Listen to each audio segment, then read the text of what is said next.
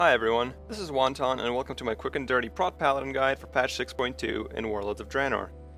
This guide is intended to be more of an update or addendum to my 6.0 guide and will not cover the very basics of Prot Paladin, which have not really changed at all since the 6.0 guide was made.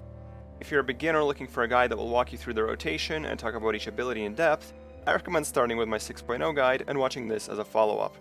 With that in mind, let's begin talking about what's different in 6.2. First, let's briefly mention Seal of Truth. This ability was removed in 6.1, although it's still listed as a core ability because Blizzard is lazy. This means you now basically have a healing option in Seal of Insight and a damage option in Seal of Righteousness. Choice here is not as simple as just, I'm a tank, let's take the defensive option though, because Seal of Righteousness will actually be about a 5 to 10% DPS increase depending on how much AoE there is in a fight. And the 10k heals from Seal of Insight will typically matter little when hard-hitting bosses can melee you for over 200k. But ultimately, as a tank, your primary concern is staying alive, so if you feel like Righteousness is too risky, you can switch to Insight. There have also been a couple of changes to Glyphs since the start of the expansion. The first thing that happened is Glyph of the Alabaster Shield was removed, and Glyph of Harsh Words was made Holy Only. This primarily happened because of Butcher progression, where Prot Paladins were sometimes beating dedicated DPS classes on damage, which was not okay. For Glyphs now, I recommend one slot for Divine Protection 100% of the time, one slot where you alternate between Consecrator and Focused Shield, Consecrator on AoE fights, Focused Shield on single target, and one slot for a Holy Wrath Glyph, either Final Wrath for a slight DPS increase, or Holy Wrath if there's dragons, elementals, or aberrations you want to stun. However, so far it's looking like pretty much every mob in Hellfire is a humanoid or demon, so Final Wrath will probably be my third glyph almost all of the time. Now let's talk about talents, which is where the biggest changes since 6.0 have come, not necessarily from buffs or nerfs, but just from Prot Paladins changing their opinions and changing their playstyles and learning how to play in the current type of raiding better. So for level 15, Speed of Light is your go-to when you need to cross a big room, for example running away from artillery on Iron Reaver, or running back to Cormorok after he punts you across the room. Otherwise, I like Long Arm of the Law, especially when I'm haste cap, as this 3-second buff ends up having a 4-second cooldown, obviously very strong. Level 30, I have not switched out Fist of Justice in about a year. Maybe if you're running challenge modes and you have no Hex, no Sap, no Freezing Trap, no Polymorph, no Paralysis, then Repentance could be good, but I've never run into this scenario before. Level 45 is just Sacred Shield all of the time. It's just flat out the strongest one until one talent of these three gets nerfed or buffed. Level 60, Unbreakable Spirit is your go-to choice. Having Divine Protection on a 30-second cooldown is just very strong. If, somehow, your raid has no Holy or Red Paladins and Hand of Protection becomes very important, like it was on Iron Maidens, then you may be forced to take Clemency. And Hand of Purity I have used once on Mythic Brackenspore, and even there it was kind of underwhelming. Ultimately this talent is kind of useless as you're never going to have a tank dot that is so dangerous that it requires 95% reduction, but only lasts 6 seconds. The level 75 tier is the first major deviation from my 6.0 guide because the reality is that Holy Avenger is just too good. This talent gives you a ton of extra Shield of the Righteous uptime and only gets better as you get better gear. Depending on your haste level, you can get 50 to 90 seconds of continuous uninterrupted Shield of the Righteous uptime after popping this, which significantly smooths your melee damage intake and makes you less likely to get randomly two-shot because you had a string of bad RNG. On top of that, it has incredible synergy with the Legendary Ring, as they're both 2-minute cooldowns, and with the 4-piece, which gives you even more Holy Power generators you can use during a Holy Avenger buff. Popping Holy Avenger plus your ring gives you a huge spike of damage, even on single target, as you can see in this Feller the Coon log. And on AoE, as you can see on this Iskar log, the burst damage you can do during Holy Avenger is absolutely insane. That said, if you don't have your ring yet, or maybe your haste level just is kinda low, Divine Purpose is an okay option, although I would encourage you to still at least try Holy Avenger.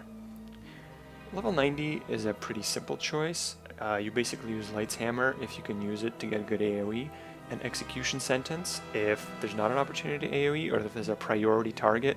Finally, we get to level 100. This tier has changed so much this expansion that I could almost write a 20-page essay on this, but the short version is that this tier, you're gonna take Holy Shield. Empowered Seals is basically a talent for extremely undergeared people, and it was good in Blackrock Foundry for exactly that reason, because it was just hard for us to get very much haste. The haste cap with empowered seals can be reached with only 17-15 haste rating, but with Hellfire Citadel gear, you're going to blow past that number and just make this talent useless, so don't take empowered seals. Seraphim was a talent that was good in High Maul, but the reality now is that spending 5 Holy Power on this just leaves you way too vulnerable, and this is pretty much only taken as a DPS increase talent, and even then it's not always the best. If you really know what you're doing and you want to get high DPS parses, you can take Seraphim, but you really have to understand that it is a survivability loss. You are in danger when you're using Seraphim. And because of that, the only remaining choice is Holy Shield, which is just by far the best talent in this tier. The amount of magic damage that exists that tanks take is incredibly high, and a lot of it is dot damage, which Holy Shield is very good against, because each instance has a chance to be blocked and reflect damage back to whatever is hitting you. I'll wrap this guide up by talking about stats and gearing. Your top 3 stats in every situation are Strength, Stamina, and Bonus Armor, which also means that an item that's 10 or more item levels higher than what you're wearing is pretty much always an upgrade, even if it has crappy stats otherwise. After those 3, your top stat is Haste, then Mastery, then Versatility, then Crit and Multi-Strike, both of those being fairly garbage, although I like Multi-Strike more than Crit personally. When it comes to haste, the value you want on your character sheet is 3858 rating, which when raid buffed will be exactly 50% haste. As you can see, I'm only 7 over, which is pretty much perfect. I think raid buffed I have 50.09% haste, at which point your global cooldown goes to 1 and can't go any lower, and you've hit your haste cap. Any haste over the cap essentially has a value of 0 because it has almost no effect on survivability or damage, and therefore you should try to get as close to the cap as possible and preferably not go over by very much. To this end, you can swap out Mastery, Enchant, and Gems as I have done, as you can see, to fine-tune and get the exact amount you need, assuming you're close to pushing 50. Let's talk about trinkets real quick. The 2 trinkets I'm running, which is the Archimon trinket and the Killrock trinket, are the best survivability setup. These 2 trinkets will heal you so much and do so much absorption. On top of that, this one gives you around 1300 haste if it's a mythic one. And this is just the best setup for keeping you alive in almost every situation. If Libram causes problems, like you can't afford the splash on Mythic Gorefiend, or some kind of threat issues or anything like that, or you just don't like the way Libram plays, then Anzu's Cursed Plume from Iskar is also a very good trinket that'll give you a ton of extra mastery, let you block more, block both attacks and spells. Finally, a brief note about jewelry. The item level rule doesn't really apply to jewelry as much because they have very different amounts of bonus armor on them. For example, this heroic Manaroth ring has more bonus armor than most mythic rings, unless we're talking about a mythic Manaroth ring, of course. And so I will continue wearing this pretty much until we kill mythic Manaroth. And the same applies to the Archimon neck, even though it has multi-strike on it. And finally, set bonuses. Your 2-piece and 4-piece are just incredible. The synergy they have together and the amount of extra holy power they give you and the amount of damage you can shit out with all the extra Grand Crusader procs you get is insane.